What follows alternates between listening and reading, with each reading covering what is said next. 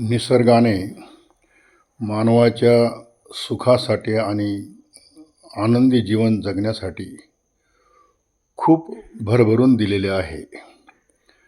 परंतु मनुष्य इतका करंटा झाला आहे की विधात्याने दिलेल्या या संपूर्ण निसर्गाचा तो आनंद घेताना दिसत नाही. आपल्या अवतीभोवती सर्वत्र दिसणारे आकाश, त्या आकाशात दिसणारे सूर्य, चंद्र, तारे, उंच उंच डोंगर, त्या डोंगरावरची हिरवळ, झरे, धबधबे, नद्या, समुद्र, या पृथ्वीतलावर इतकं काही सौंदर्य आहे. हजारो रंगाचे उमललेले फुलं आहेत, हजारो तऱ्हेचे पक्षी आणि प्राणी आहेत. त्या पक्ष्यांचे आणि प्राण्यांचे वेगवेगळे आवाज ऐकायला मिळतात.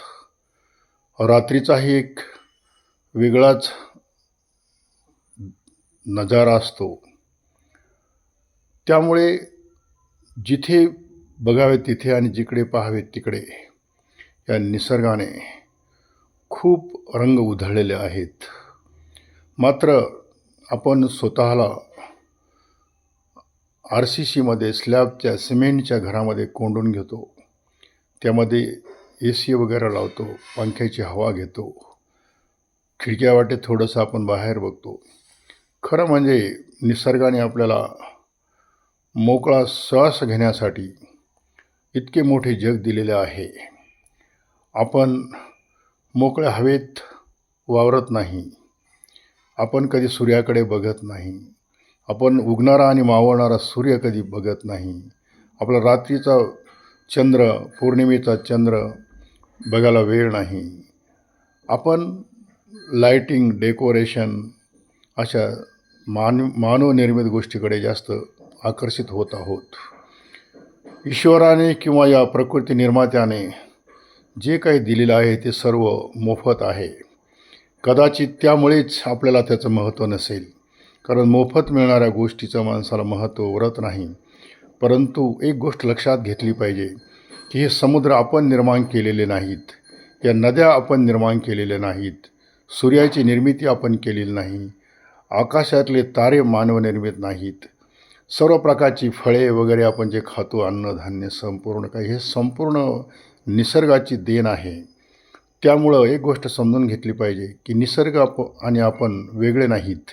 आपण सर्व एकमेकांशी जोडले गेलेलो आहोत. या पृथ्वीतलावरील प्रत्येक मनुष्य, प्रत्येक प्राणी आणि प्रत्येक फूल आणि प्रत्येक मातीचा कण हा प्रत्येकाशी जोडला गेलेला आहे. त्यामुळे ही पृथ्वी अखंड आहे. त्यामुळे अखंड मानवजातीच्या प्रेमाचाही संदेश आपल्याला हा निसर्ग देतो. हे सगळे भेदभाव मानवनिर्मित आहेत.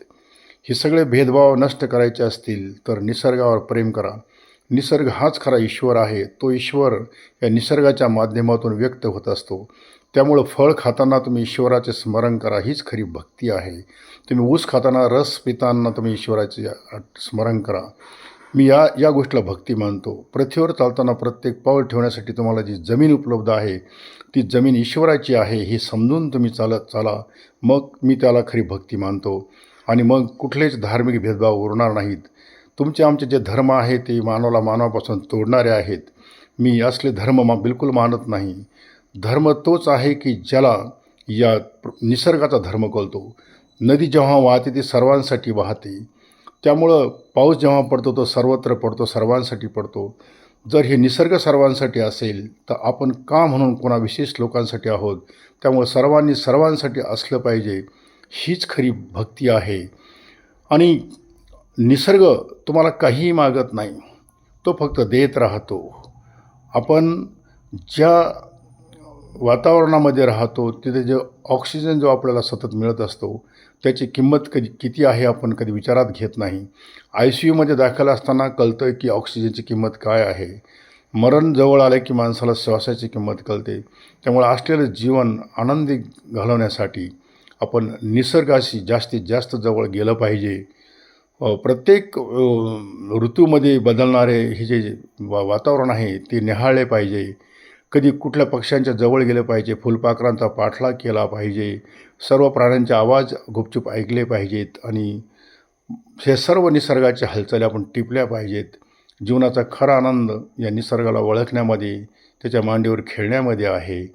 आपण जितके निसर्गावर आपण प्रेम करू तितकं प्रेम आपल्याला निसर्गाकडून निश्चित मिळते. त्यामुळं थोडं मानवनिर्मित वस्तूंकडे दुर्लक्ष करून निसर्गनिर्मित ज्या गोष्टी आहेत त्याकडे आपण जास्त लक्ष जर दिलं तर आपल्या जीवनामध्ये निश्चितपणे एक चांगला आनंद निर्माण होऊ शकतो.